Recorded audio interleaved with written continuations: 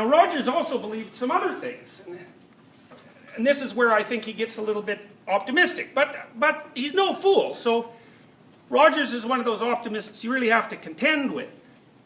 Now, he believed, and I think this is a classical Protestant belief as well, that what evil was basically the absence of good, and that people had a strong intrinsic impulse towards the good that you could help them realize, and the way you helped them realize that was by setting the preconditions for the emergence of that good.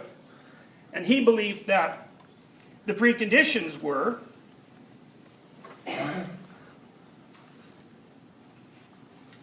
the provision of a space for communication where there was no judgment in the sense of rejection. And so here's the Rogerian theory with regards to therapeutic endeavor.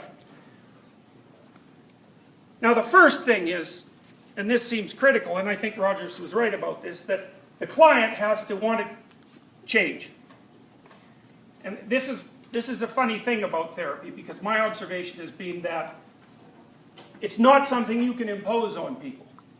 Unless they've decided that things could be better, and that alterations in something they're doing might make it better, it's a non-starter. And so I've had clients who were court-ordered to attend therapy, and that's just a complete waste of time. Especially if they're more on the psychopathic end of things, because if they don't want to change, they're not going to learn. And this is actually another Rogerian principle, and because Rogers had an educational philosophy as well, and the educational philosophy was students will not learn things that are not relevant to them. And so one of the teacher's duties was to make the material at hand relevant, because that would help the student remember it. Why remember it if it's not relevant? It's one of the things I try to do in my lectures. I try to tell people when I'm lecturing why they should know this, and the fundamental answer always, if you push it down far enough, is that if you know this, your life will go better, and so will the life of people around you. So you should listen, because then there's some things that are sharp and pointy that you won't run into while you're wandering around in the fog. So, and that's the fundamental issue. It's necessary to know these things. And so, if you're dealing with someone who hasn't decided that there's something wrong and that they have something to do about it, and that maybe they could change and that would make things better, you're not going anywhere. And Rogers would also say that's actually precondition for a relationship, period. Because he didn't really make much of a distinction between a therapeutic relationship and a genuine relationship, because he thought that genuine relationships were therapeutic. And so one of the principles that you can extract from that is that if you're in a relationship, one useful proposition is that, well, you're pretty perfect, but you're probably not quite as perfect as you could be. And so it's possible that your partner, no matter how deeply flawed they are, might now and then have something to say to you that would, if you incorporated, would bring you to an even higher state of perfection, right? And so that means you have to listen. And it's worse than that. And this again is a Rogerian observation. You might have to help them criticize you, because maybe they're not very good at it. You know, and so there's something they're trying to tell you in their stumbly way, and it's an actual thing, but they can't articulate it. And so it'd be easy for you just to, especially if you're trying to use language instrumentally and to get away with it, just to, well, you could even make fun of the way they're poorly articulating the problem. That's a really good one, because then you can convince them not to do such things in the future. But if you take the other stance, which is, well, I've got some things to learn, and you've got some things to learn, and you've got some things to teach me, and I've got some things to teach you, and God only knows when that's going to happen, but it might happen. So the object of the conversation is for each person to help the other person make their point. You know, and that's a lot different than winning the argument. And I can tell you one thing.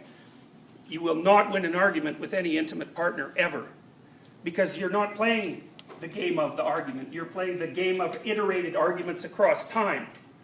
And so if you win an argument, you just set up another one. Winning and solving the problem aren't the same thing. So from a Rogerian perspective, winning would be the maintenance of your current self-structure at the cost of failure to integrate some disintegrated element of the phenomenological realm. Maybe it'd be the unhappiness of your partner. That might be one of them. Now you can, if you win the argument, that's the rationalization issue fundamentally. You don't have to change, but the fact is you do have to change because the way you are is giving rise to this situation, and that's not going to change unless you fix it. So winning an argument and fixing something, those are completely different things. You fix the thing, it goes away.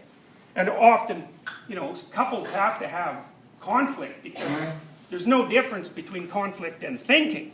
Thinking is a form of war. It's just that you make it an interior form of war, right? You can't have a couple without conflict because life is difficult, and people differ from one another. So they have different value structures, and so you can't just ignore that. You have to set up a dialogue because it's not necessarily obvious who's right. Of course, Rogers believed that in the therapeutic realm too. So he thought of therapy as something that emerged as a consequence of the adoption of certain axiomatic presuppositions, and those were things could be better than they are, and you could make them that way, and that's also true for me.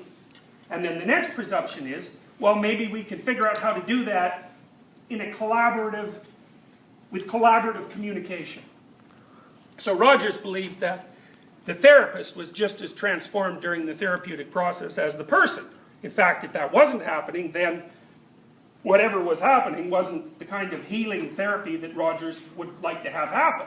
And he also said that's, I'll read you something he said later, but he also pointed out quite strongly that that's why people don't really like to listen. You know, like maybe there's some flaw in your self-structure at some fundamental level, fundamentally axiomatic level. You know, maybe you're narcissistic, that'd be a good one. And, you know, if you listen to people, they're going to tell you you're narcissistic. Well, you don't want to find that out because it's going to blow a huge hole in your, blow a huge hole in your self-structure. That's not very fun.